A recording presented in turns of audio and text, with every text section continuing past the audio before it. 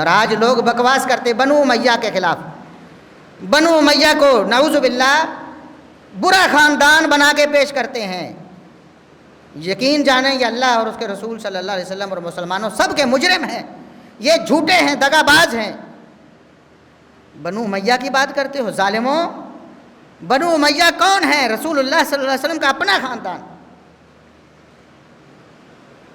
سیدنا ابو سفیان رضی اللہ عنہ، ان کے والد حرب اور ان کے والد امیہ ہیں۔ اسے آگے دیکھیں، امیہ بن عبد شمس اور عبد مناف۔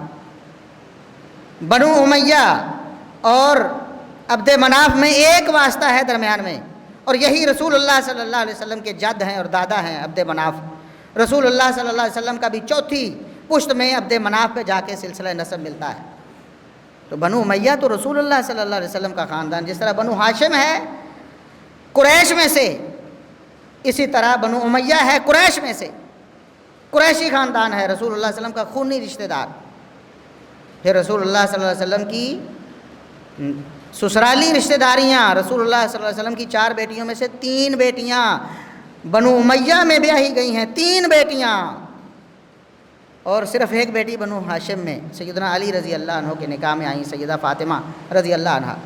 باقی تینوں بیٹیاں رسول اکرم صلی اللہ علیہ وسلم کی بنو امیہ میں بیاہی گئیں۔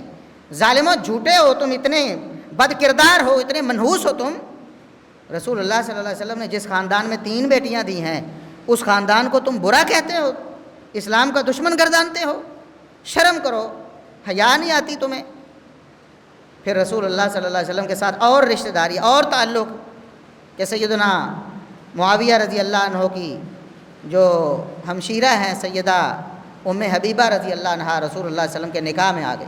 اسی طرح برادر نسبتی بھی بن گئے رسول اکرم صلی اللہ علیہ وسلم کے سیدنا معاویہ رضی اللہ عنہ، اور اس طرح سیدنا ابو سفیان رضی اللہ عنہ رسول اللہ صلی اللہ علیہ وسلم کے سسر بن گئے۔ بنو امیہ کے ساتھ رسول اللہ صلی اللہ علیہ وسلم کی رشتہ داریاں اور تعلق کتنا گہرا ہے، اور تم اس خاندان کو برا کہتے ہو۔